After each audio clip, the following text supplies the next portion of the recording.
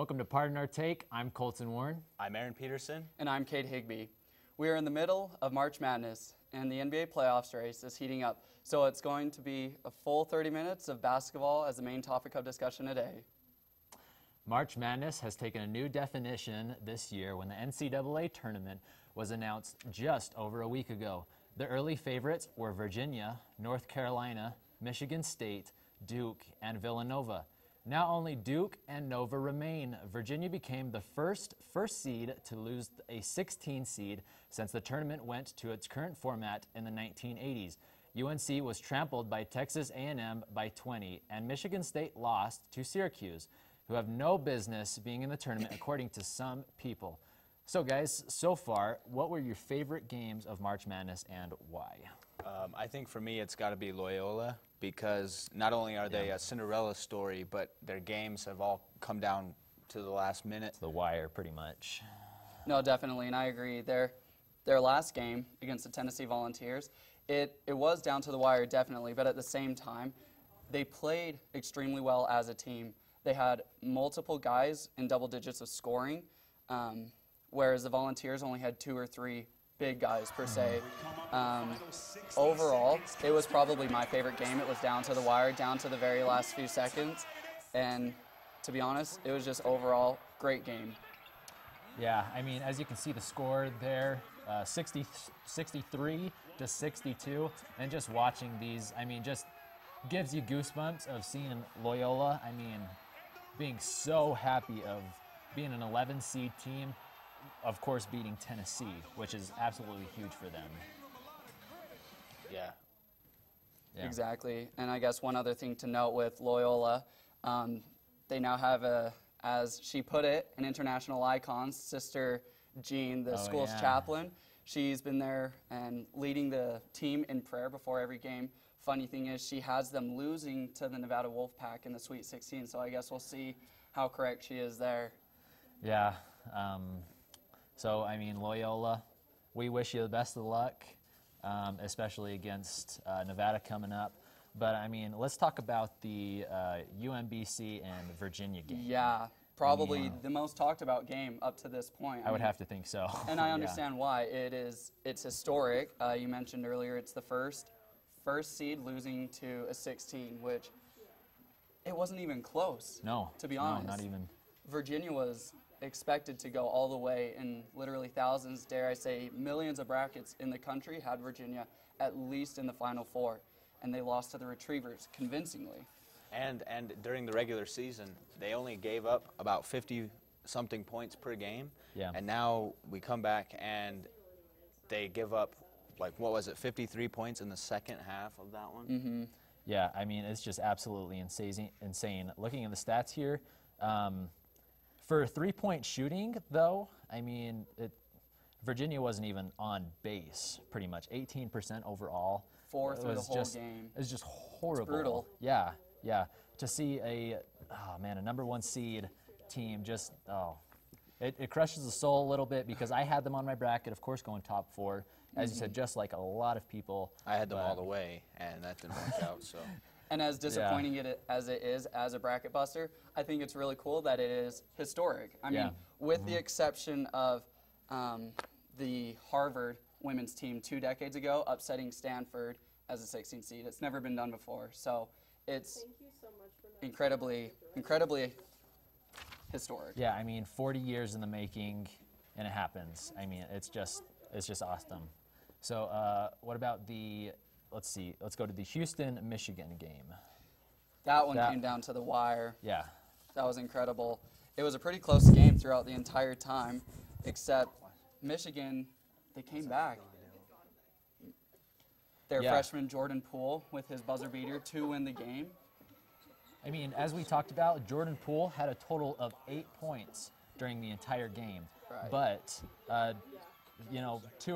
2-4 from 3, those last 30 seconds to 60 seconds were so important for Jordan Poole right there to pull off the win. And they say big-time players make big-time plays. He didn't have all that good of a game, but they still relied on him to make the game-winning shot, and he came up clutch. Yeah. Shout out to Houston, though. They did have a great game. Rob Gray from Houston, he he had a double-double. Yeah. They played really well, and it was a really close game. But once again, the hero is obviously Jordan Poole, which something that's noteworthy, he's only a freshman. So, I mean, at this rate, he's going to bring Michigan a lot more W's in the future. I can just hear the chants right now. He's a freshman. Oh, definitely. You know, stuff like that. I mean, absolutely insane. And then moving on to Buffalo and Arizona. Let's go to that. Yikes! This one hurt me. I was excited to see DeAndre Ayton. I mean, one of the league's leading scorers. I had Arizona in my Final Four. In fact, I wanted them to go all the way, but Buffalo, it's the year of the Buffalo. They pulled out this miracle victory, upset them in the first round. And although Ayton did declare for the NBA draft, it was, once again, it was a convincing win for Buffalo. Yeah, it was no kidding. 23 points, right? Yeah, and the story was really the three-point shooting, as they went 50% on 15 of 30, which, you know, 45 points from beyond the arc is going to win you pretty much any game that you play. Major games. But I mean, right here, if you look at Buffalo, I mean, like their three top scorers were Wes Clark, Jeremy Harris, and C.J. Massenberg, putting up 25 points, 23 points, and 19 points. That's huge. Which is insane. Yeah. I mean, especially going against Arizona, which is a top, you know, in the top four, and that a lot of people thought. So. And they're really a team full of Goliaths. They have so many big dudes on that squad. Definitely. Definitely have to agree with you there. So one game I'm excited to talk about, Texas A&M and North Carolina, the defending champs, the Tar Heels, right? They lost convincingly. It wasn't even close. And I had North Carolina going all the way in one of my brackets. So obviously I'm upset, but at the same time, Texas A&M, shout out to them. I mean, yeah, for being reigning champions to losing to Texas A&M was quite frustrating, to be honest, because a lot of people thought that they were going to come back, take it all. But, I mean, losing by 21 points, I just can't even see it. You know, I can't even see North Carolina. I would have thought that would have been, you know, like a 16-seed team, to be honest. Oh, definitely. If I was looking at this. Yeah, in some ways it's more surprising than some of the upsets, honestly. Definitely. Yeah, I mean, with Joel Berry shooting 21 points, which T.J. Stark shot 21 points as well, but Texas A&M, I mean, their offense was great. Their rebounds were astronomical. I mean, their assists were really good. Same with UNC, but UNC just couldn't do anything with it at all. So it's true. The Tar Heels did play well. I'll give them that, especially throughout the regular season. Their main rivals, the Duke Blue Devils, they beat twice throughout the season, including the ACC tournament. They ended up losing to Virginia, but either way you look at it, Virginia and now the Tar Heels are out of the tournament. So that's probably the biggest shocker to me personally. But I think the rest, a large portion of the country can agree with me on that. Yeah. You know, as you said, a lot of people's brackets are probably shot, but I mean, hey, what can you do? So that's why they call it madness. That's why they call it madness, exactly. All right, well, when we come back, we'll give you our own Sweet 16 Madness predictions for the rest of the tournament. Don't go anywhere.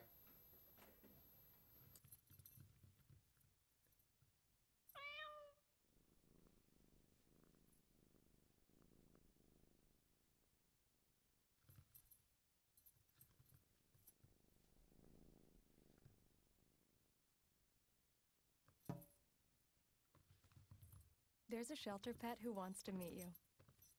Meet one today. Visit theshelterpetproject.org. Adopt.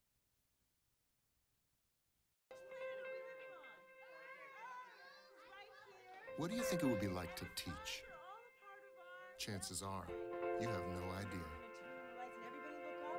Teachers today are breaking down obstacles, finding innovative ways to instill old lessons, proving that greatness can be found in everyday places, and that you don't need to be famous to be unforgettable. That's what it's like to teach. Okay, so we drowned the fire, stirred it, drowned it again, and now just feel if it's cold. Yeah. Cool.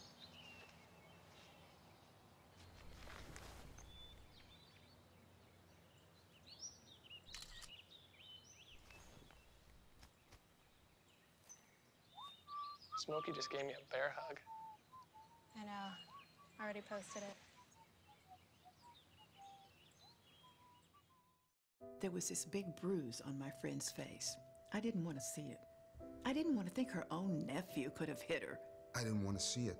My mother's bank account was emptied, and a caregiver had taken control of it. I didn't want to see it. My father's refrigerator, there was hardly anything in it. That's unusual for him. It's tough to see that a senior citizen is being abused, physically, emotionally, sexually, or financially. Elder abuse is a crime. So see the signs. Stop the crimes. Good. Homemade noodles. Oh. Marty, stop it. Oh my goodness, I'm so sorry. It reminds me, I've been thinking maybe we should try a new form of birth control. I heard about this one. It's called the IUD, intrauterine device. Or we could try the patch on your arm. Actually, I think that one goes in your butt. Bedsider.org has birth control information and a lot more. And it's... What do you think, then? Arm or the butt?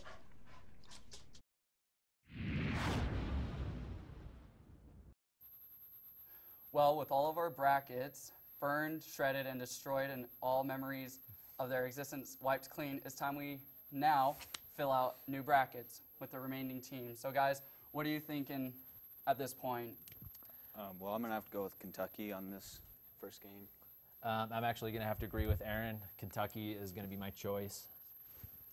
I agree. Although Kansas State brought the Cinderella story to an end, I obviously think the Wildcats are going to pull this one off. This next one's going to be interesting, though. Loyola, Chicago, and the Nevada Wolfpack. What are you guys thinking? I personally think it's going to be really close because Loyola has been pulling out the Cinderella stories within the last 2 games, but I'm still actually going to have to go with Nevada. Sorry, what is that, Aunt June? What's her name? Sister Jean. Sister Jean. Cinderella's dead. Martin twins, too good.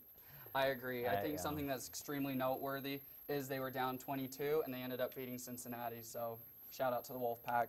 Michigan and Texas A&M, though. This one, what are your thoughts? Yeah, that's gonna be tough. I think we were talking about this before. This one's also going to be really close. But unfortunately, I don't think Michigan's always been doing that good so lately, so I'm actually going to have to go with Texas A&M on this one. Interesting. Yeah, I'm going to have to agree because of the way they handled the defending champs last week. To be the upset, I'll go with Michigan. Jordan Poole as a freshman coming up big. I think it's going to be incredible seeing what the Wolverines are going to be capable of doing in this next round. Yeah, we'll see, right? Yeah, so next we got Florida State and Gonzaga. This one is going to, I honestly think, hear me out, Florida State, I mean, they just beat Xavier as a #1 seed, and Gonzaga's had really close games. Now, with that in mind, I think Florida State's going to be able to overcome the closeness of the Zags and take the win. I know you've been talking about Gonzaga, but I'm actually going to have to agree with Kate on this one. I'm going with Florida State.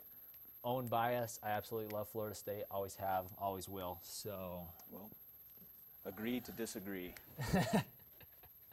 No matter what marker I choose, it does not show up. It's not even better than the other one. It's worse. It's worse. But hey, Florida State's, sorry, we're going to be pulling out the win. What about up here, guys? Okay.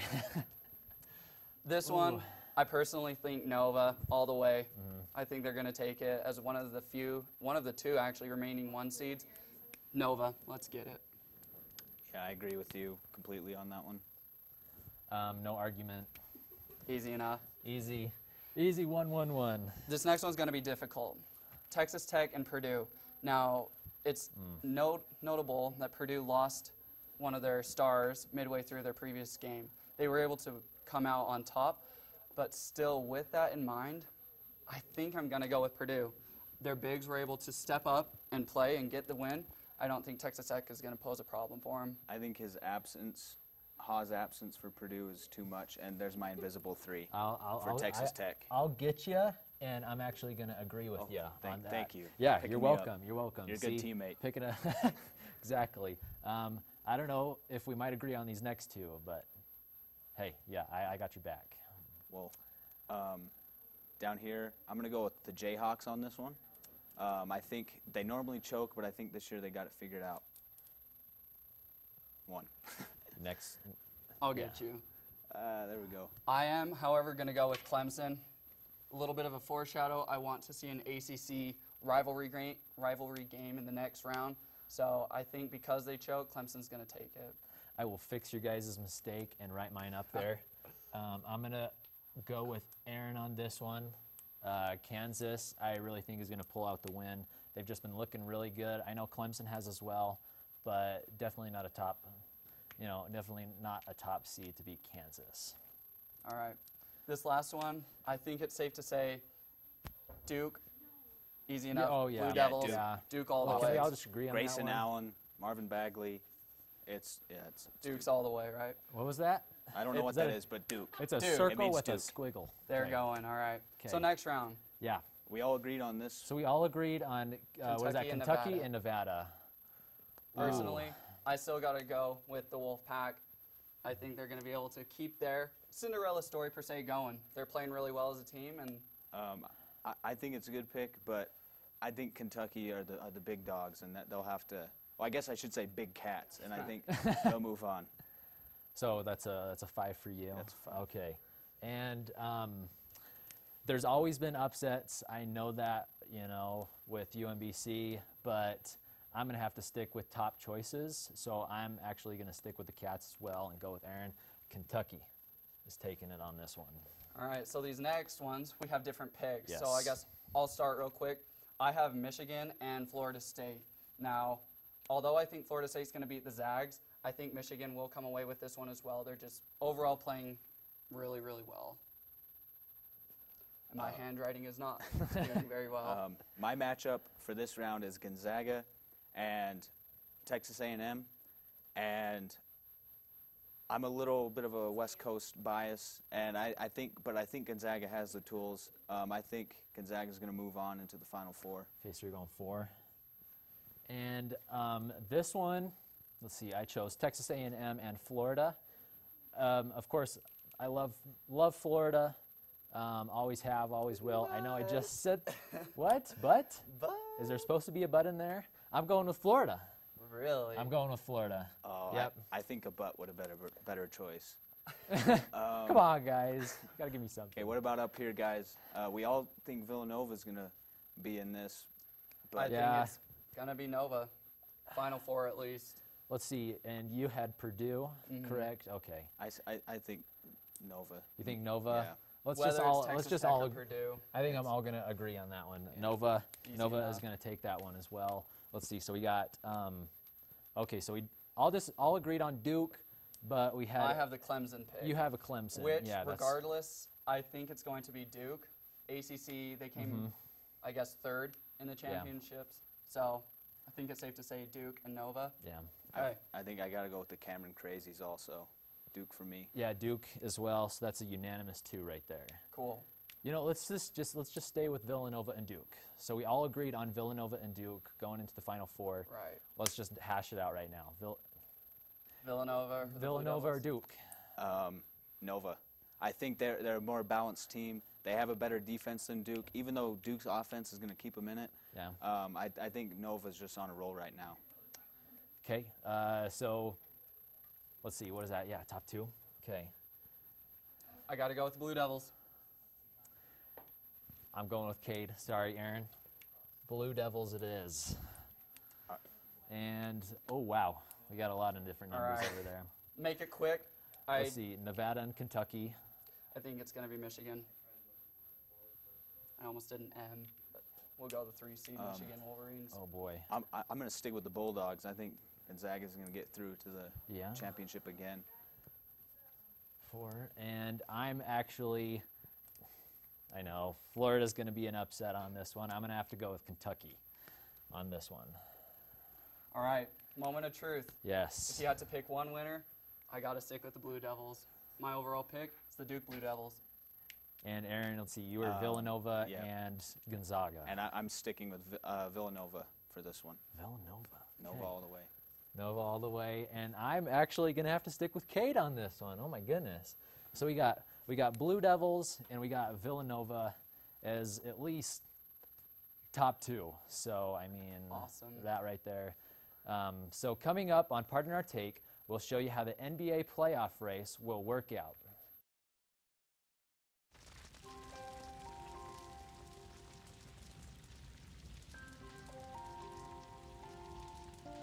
A single ember that escapes from a wildfire can travel more than a mile. That single ember can ignite and destroy your home or even your community. You can't control where the ember will land, only what happens when it does. Get Fire Adapted now at fireadapted.org.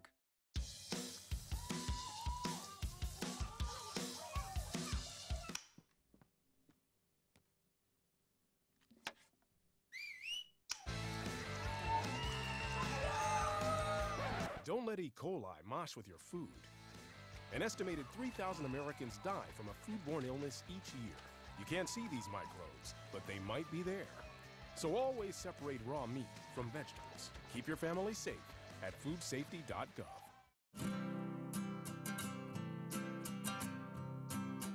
Every day across America, excess food is gathered by a network of good people at local food banks, giving hope to millions of children who struggle with hunger. They've earned their wings, and you can too. Together, we can solve child hunger. Support Feeding America and your local food bank at feedingamerica.org. On average, I spend 8 hours a week on the road.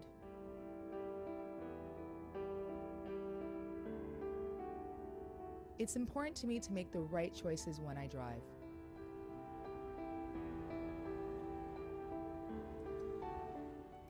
And she's the reason why I support MAD.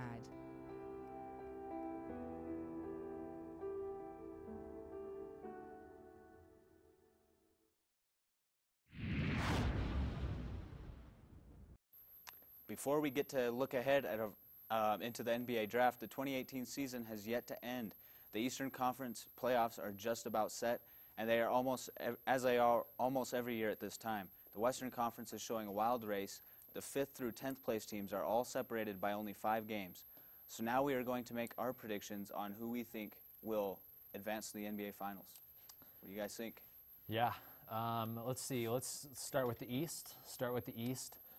Looking at Toronto and Boston is the top 2, and Cleveland being number 3. Everything under those 2, like, they at least have like a 5-game separation. So top 2 teams are looking pretty set so far, I would say, in the East. Right, and I definitely agree with you. Something that we should note, though, that although Cleveland is the 3rd seed, they do have LeBron James, which postseason LeBron James, he's a monster. He's a competitor, and he's there to win. So, like he even said himself, he could be the 1 seed, he could be the 8 seed. It doesn't matter. As long as they make the playoffs and he's coming to your house, he's going to bring the heat. So, true. Shout out to LeBron.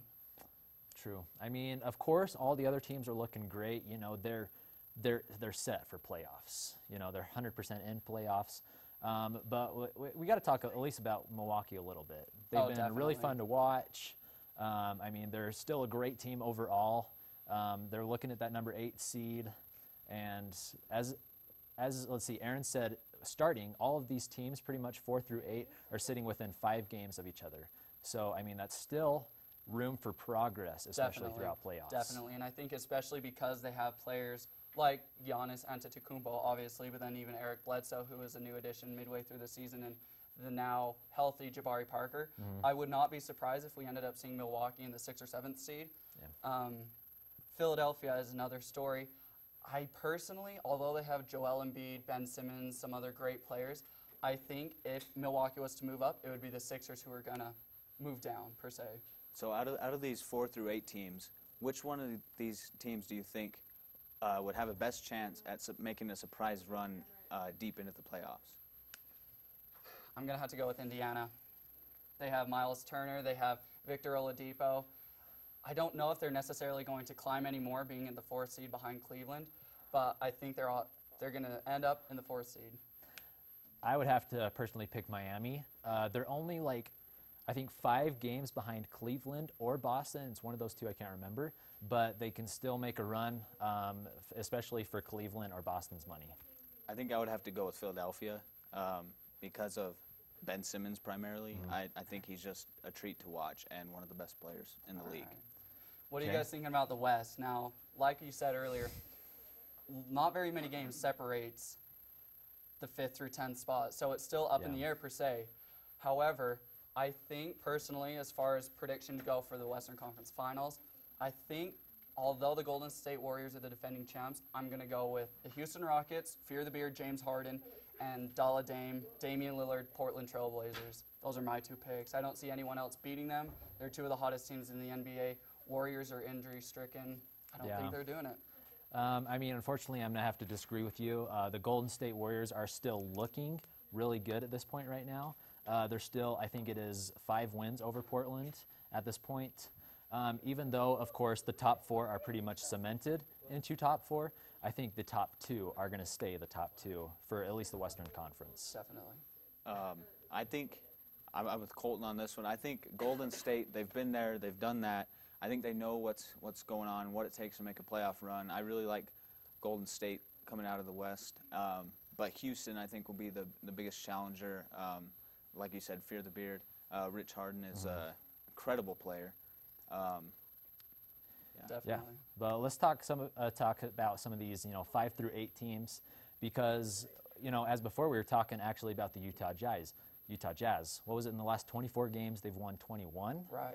So I mean, huge, pretty much win streak going on for them right now. Definitely one of the hottest teams in the NBA right now, coming into the playoffs. 3 weeks ago, they were in the 10th seed. They hadn't moved up or down 4 weeks with this winning streak. They were in 5th place, but with the heartbreaking loss to Atlanta the other day, they moved from the 5th to the 8th. Now, something that I think is interesting that we should note, of the 16 teams here, Utah is the only team that does not currently have an NBA All-Star on the team, either current or former. So I think we owe a lot of props, a lot of thanks for that to rookie guard Donovan Mitchell. He's come out and led the Jazz too.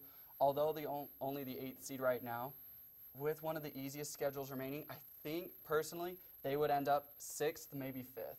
Well, I think when you talk about the Jazz, you got to talk about Jay Crowder, because that was almost a turning point when they went out and acquired him. That really righted the ship for them, and they've been on an amazing streak since. And the Western Conference is so close that another win and they could shoot right back up to 5. It's a day-to-day thing, and they could find themselves with a favorable matchup when all's said and done. An interesting stat that I saw the other day, you bring up Jay Crowder, which is interesting. Since the Jazz have acquired him, they've gone 14-2. So I think you're definitely right. He came in at the right time. Although one of those losses was to the Hawks, he still definitely fit right in with the Utah organization. Yeah, definitely have to agree. I mean, if we look at these other teams, of course, they're not bad, like New Orleans, San Antonio, or Minnesota. But, just compared at least to the last, what has it been, 4 weeks for the Utah Jazz, I could see at least the Utah Jazz making a number 5. I definitely agree. I guess the hardest thing for the Jazz to overcome that, although they're 3-1 over New Orleans does have Anthony Davis, which you cannot discredit. I mean, the dude's posting 40 points a game against the Jazz in their recent game. He had 10 blocks. That's absurd. Overall, I think the NBA playoffs are going to be interesting, fun to watch, and it's going to be a treat, definitely. Yeah, I'm definitely looking forward to watch these 16 teams battle it out. All right. Well, that's all we have for you today.